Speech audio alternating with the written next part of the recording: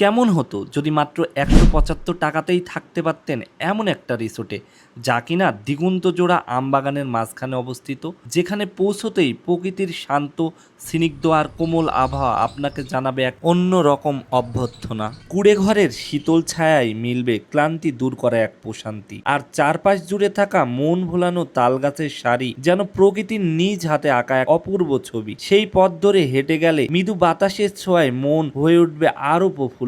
শহরের ব্যস্ততা আর কোলাহল থেকে একটু দূরে প্রকৃতির সান্নিধ্যে কিছুটা নিরিবিলি সময় কাটাতে চাইলে বাংলাদেশের বুকে লুকিয়ে থাকা এই অফবিট রিসোর্টটাই হতে পারে আপনার পরবর্তী গন্তব্য।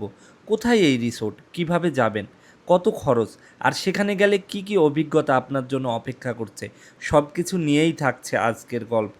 আর এটাই সেই রিসোর্ট যেটিকে অনেক ভ্রমণপ্রেমী বাংলাদেশের সব থেকে সাশ্রয়ী এবং প্রকৃতি নির্ভর রিসোর্টগুলোর একটি হিসাবে মনে করেন।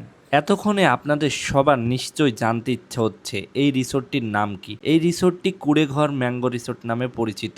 আমরা আমের রাজ্য বলতে সাধারণত চাঁপাইনবাবগঞ্জকে বুঝলেও মজার বিষয় হলো বর্তমানে নওগাঁর পোরশা ও এর আশেপাশের এলাকা বাংলাদেশের সবচেয়ে বেশি আম উৎপাদনকারী অঞ্চলগুলোর একটি। এবার আসি এখানে যাবেন কিভাবে। ঢাকা থেকে সরাসরি বাসে করে পোরশা যাওয়া যায়, অথবা আপনি চাইলে দেশের যে কোনো প্রান্ত থেকে বাস বা ট্রেনে নওগাঁ চলে আসতে পারেন। ট্রেনে আসতে চাইলে সান্তাহার স্টেশনে নেমে নওগাঁ শহরে আসতে হবে। এরপর নওগাঁর বালুডাঙ্গা বাস স্ট্যান্ড থেকে পোরশাগামী বাসে উঠে পড়ুন। পোরশা নেমে যে কোনো অটো বা ভ্যানে করে মনোরম গ্রামীণ রাস্তার দিগন্ত জোড়া আমবাগান পেরিয়ে সহজেই পৌঁছে যাবেন এই অসাধারণ জায়গায়। এই কুড়েঘর রিসোর্টে মোট 7টা নান্দনিক রুম রয়েছে। তার মধ্যে আমরা 6 জন থাকা যায় এমন একটি রুম নিয়েছি। আমাদের রুমটা আপনাদের দেখাবো। এবং যাওয়ার যে ওয়াকওয়েটা কি সুন্দর দেখুন, চারপাশটা ফুল দিয়ে সাজানো, মনে হচ্ছে ফুলের রাস্তা ধরে যাচ্ছি। এবং এই যে এখানে যে কুড়েঘরটা দেখতে পাচ্ছেন, এটাই মূলত আমরা নিয়েছি। এবং ভিতরটা এক্সপ্লোর করে দেখি, চলুন।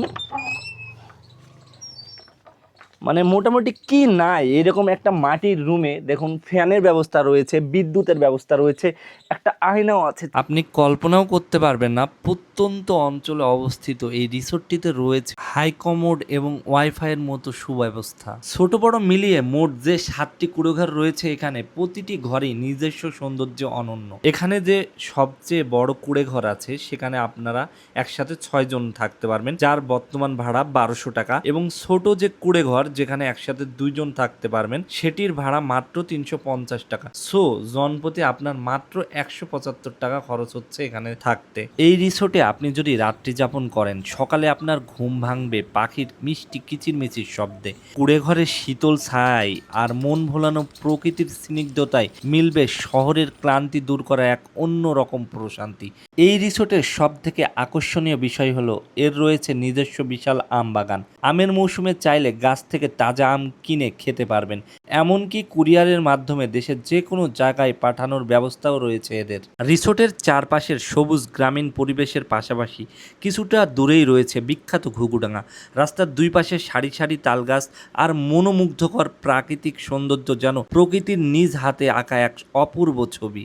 এই রিসোর্টের রাতের মায়াবী পরিবেশ আর এখানকার স্পেশাল গ্রামীণ খাবারগুলোর দৃশ্য কিন্তু আজ দেখালাম না, তোলা রইল পরবর্তী ব্লগের জন্য। আপনারা যদি এই ভিডিও বেশি বেশি শেয়ার করেন, তাহলে খুব শীঘ্রই আসছে পার্ট 2। তাই জানাতে ভুলবেন না ভিডিওটি কেমন লাগলো। আজকের মতো বিদায় নিচ্ছি, দেখা হবে পরের ভিডিওতে।